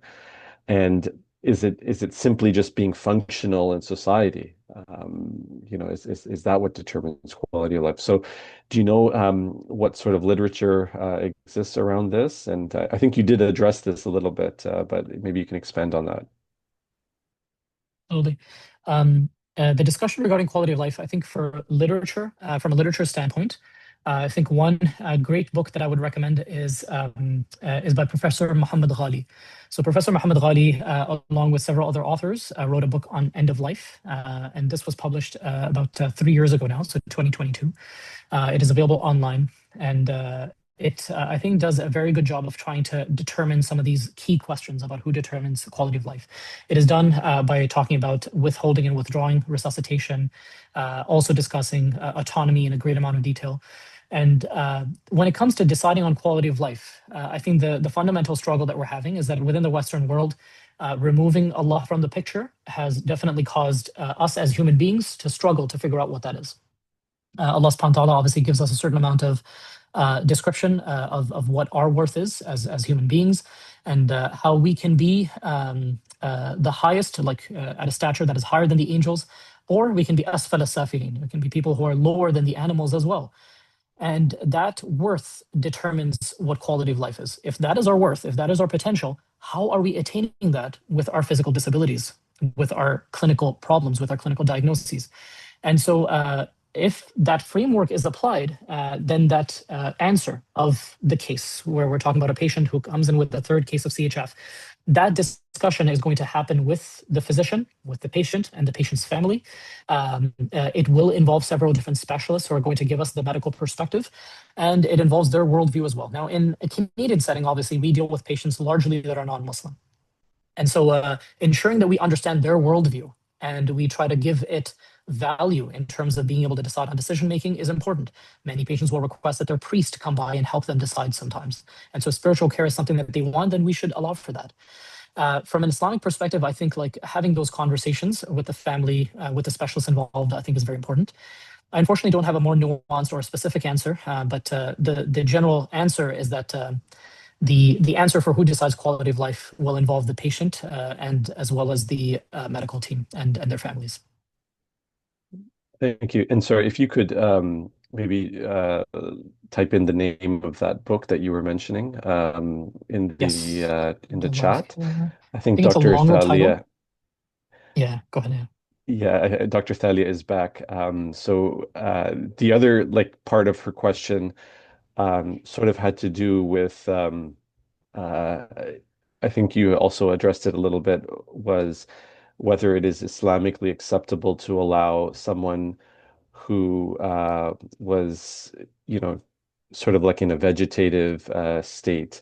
And what sort of, legal rulings or Islamic rulings exist in those situations. Sounds good. I was actually trying to follow the messages. I'm so sorry. Would you be able to repeat the question? Was it about being able to keep functioning in society and whether that includes the depressed, anxious, that question? Oh, yeah, no, it was yeah, so that was kind of a part two of it. There was Or, oh, sorry about that. a Okay. part which was about the uh when someone is sort of in a vegetative Yeah. state, Should have said. has no other life prospects, living in pain.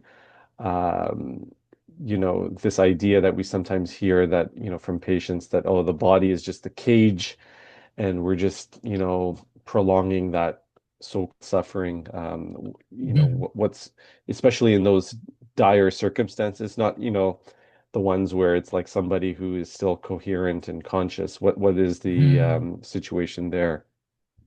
Absolutely. Um, for a person who goes through a persistent vegetative state, the question Islamically and the question even from a clinical standpoint that we're asking is whether that patient is going to improve. And if we have determined after a discussion with specialists involved and everybody else that the patient is not going to improve, the question kind of becomes how can we justify that suffering ongoing? There are some worldviews. It is not necessarily a scholarly view, but many Muslims adhere to this view. They basically say, we cannot play God. If that person is suffering now, tomorrow may be very different. You, as a physician, have very limited amount of knowledge to be able to make this decision. And so that worldview, even though it is very common that the average person might sometimes follow, it is not Islamically, it's not something that can be defended Islamically. The thing is that if a person, for example, has to make sense of their finances and they only have $5 in their bank account today, if they keep hoping that a miracle is going to occur, that there's going to be 500 tomorrow or that there's going to be 5,000 tomorrow, it doesn't happen by depending completely on Allah subhanahu wa ta'ala and ignoring that we ourselves have responsibility as human beings. And if that is something that we don't do in different respects of their life, why are we doing it in medicine? We go according to the rule, not the exception. We go according to the rule that people will have to work to be able to get their money. We go according to the rule that many patients will end up dying and will not benefit with medical treatment. And so if a person is in that vegetative state, and we know that there's not going to be any benefit from there, the conversation needs to be had with the family that Islamically, this is not something that is justifiable. We can't obviously continue to give futile treatment for a patient that is not going to benefit with it. And the conversations obviously are going to be tied very closely to if we get rid of the treatment, what suffering are they going to have? What do we have at our disposal to be able to get rid of that suffering? That's all part of that conversation. But it is something that many Muslim scholars have talked about at length, that yes, in a person with a persistent vegetative state, that withdrawal of life care is something that is supported in many respects. I hope Jazakallah. that answers the question. Yeah, I hope that answers the question. yeah. I think if I were to just take the time to ask maybe a question or just a general comment, is that I think what your talk really brought out was sort of the multidisciplinary angle that we have to take when it comes to euthanasia. I mean, there are certain philosophical issues here, such as this, individualism and, this idea of autonomy, right? That is prevalent, in our society. There's some political issues, such as, does the state have the right to, make such laws, right? Or is there something more sacred in the death process that, is independent of state control and state legislation? Um, and then, finally, from even just the medical aspect of things, um, and I think this is something that maybe we have to be a lot more involved with, right? Is, are we really providing family medical care? Are we providing home visits? I know we have some physicians in the audience here who, are doing palliative care, doing home visits. It's amazing how if a patient in our hospitals asks for MAID, they get like service the next day, right? Whereas if you have appendicitis, sometimes you're waiting like 2, 3 days for the surgeon to do the operation. So is our medical system really, providing adequate care in, in the palliative sense? So I think your talk really allowed us to, understand that there's so many multifaceted ways to approach this issue, and that we all need to really get together. And inshallah, hopefully, with the international group as well as with our local group, we can do something to address that multidisciplinary nature.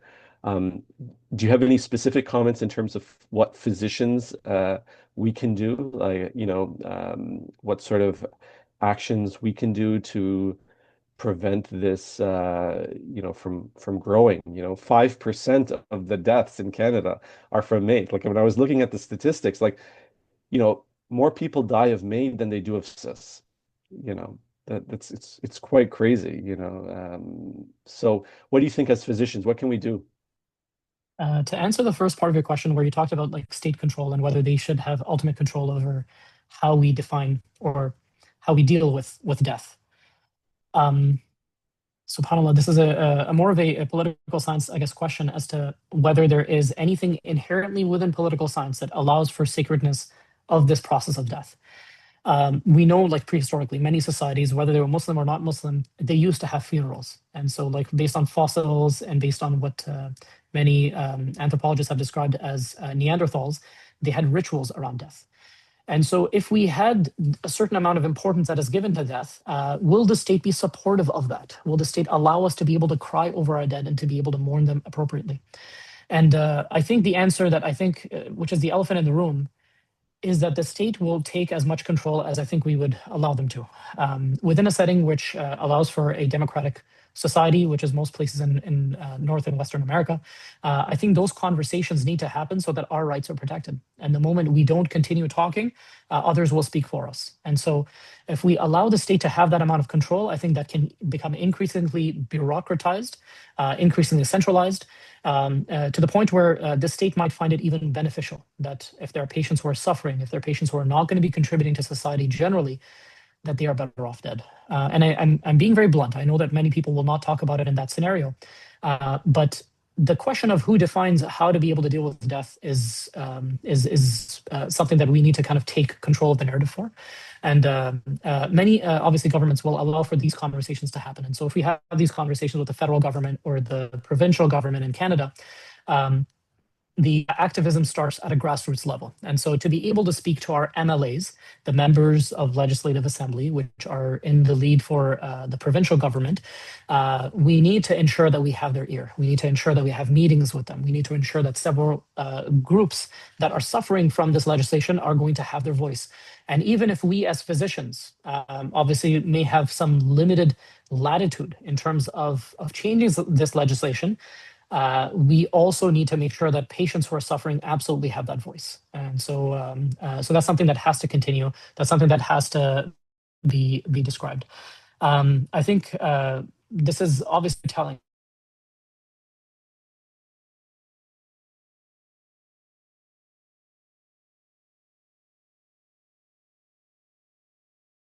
compared to less physicians.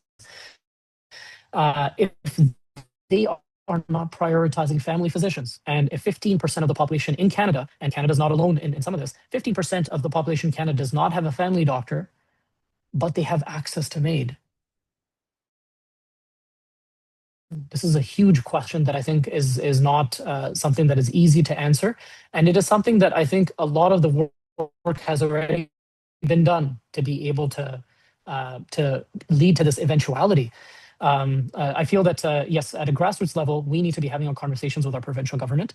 And we need to ensure that as doctors, we are allowed to do our job as doctors.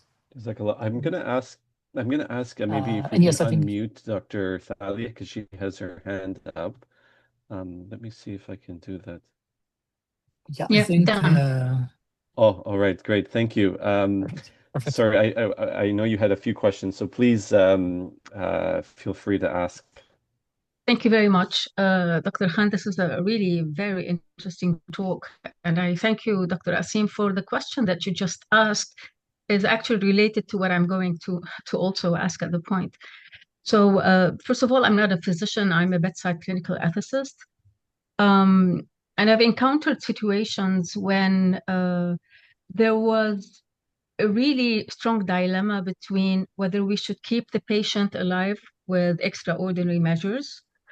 The patient is not end of life, by the way. He's not terminal. He's a child, but suffering from several comorbidities and has a plethora of other tax issues. He cannot grow up, etc., etc. I'm not going to bore you with the details. And at the same time, they are self-payers in an expensive society. His mom attempted suicide once because of the fate of her son. And another time, she actually opened the stove to suffocate everyone in the house, including the son, because she wants them all to go together. It's out of love. I don't know. So we have psychological distress, we have psychiatric problems, we have financial issues, and of course we have religious issues. Now, we ended up resorting to a sheikh, but before that, I would like to ask your opinion. Uh, which do you think which relevant consideration would trump the other in this particular situation? and I can give you the follow-up later on. Thank you. Jazakallah khair, and thank you so much for attending the talk, and especially as a clinical ethicist, mashallah, I think we would benefit a lot from your questions and also your wisdom as well. SubhanAllah, you haven't given me an easy question. It's a very tough question. So, this a scenario where the suffering is something that is obviously being vocalized and also being physically acted upon by the mother.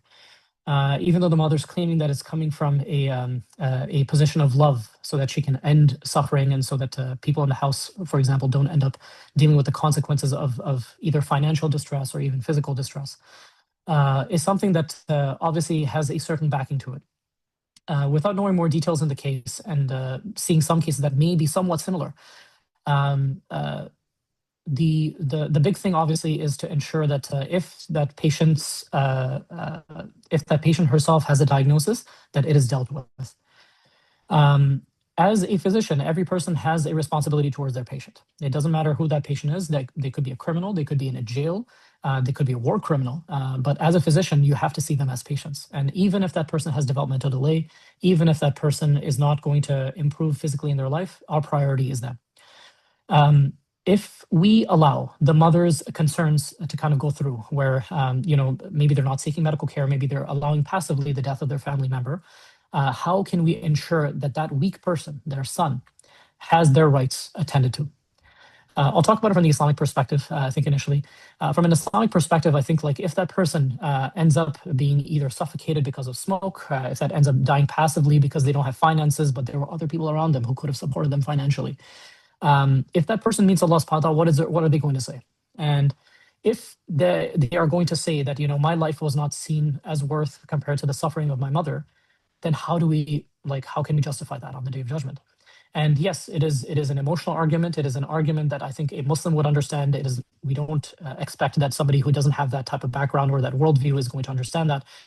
In a bigger picture, if we allow the mother to be able to speak on behalf of the family, to be the only voice on behalf of the family, are we allowing every voice to be heard? And so there are many ways to be able to obviously get the viewpoints of other family members, to be able to ask them questions, to be able to see if they see this as a problem. But I think to be able to visualize or even see that child and that patient as a patient, I think is the first thing that a physician should be doing. And to expect that there's going to be change in the worldview of the rest of the family is not necessarily our job. It can be the job of several different, community workers. It could be the part of the sheikh, on the part of the sheikh. But that would be paramount. I think as a physician, we have to advocate for that patient. Thank you very, very much. So I don't want to spoil, although spoil is not the right word for the story, but of the story, the case. We did go to the sheikh, and actually the father did.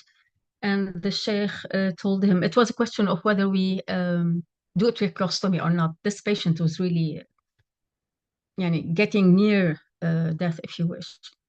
And the sheikh said, no, whatever you do, life is more important. It's more sacred than anything else. And you have to do everything, regardless of all other considerations.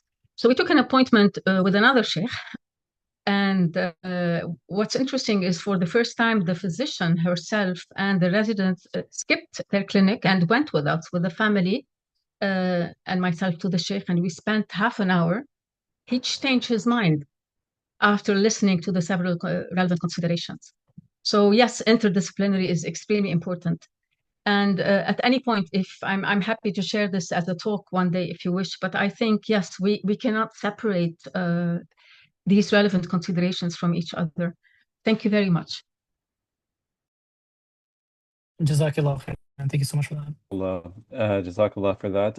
Last question. I know it's we're taking also your time, and I don't see any water there, so I hope you're hydrated. Alhamdulillah, I have coffee, but it's gotten a bit cold now. Alhamdulillah. Alhamdulillah, no worries. So yeah, maybe we'll leave it for the last question then from Lina Al-Qadi. She asked if it would be possible to clarify permissible palliative measures and if curative treatments must be pursued at the same time. So I guess this is referring to the passive euthanasia or kind of palliative care? Absolutely. So the answer obviously depends on which type of patient we're talking about. If it's the 84-year-old patient with CHF who is presenting with a third case of CHF, or if it's, for example, like the developmentally delayed patient that Dr. Arawi kind of talked about. The To clarify what is permissible and what is not, I think the fatwa, I've kind of mentioned that in my talk. I think Sheikh Yusuf al-Qardawi stems, his fatwa kind of stemmed from the position of asking the question, is it fundamentally obligatory? It is fard. Is it fard for us to seek medical care? So if a person, for example, lives off the grid, they are living in a society that does not pay bills, they're living outside of a city, they have their own tent, they don't have access to medication, should they be doing everything in their part if they have a disease to seek medical care?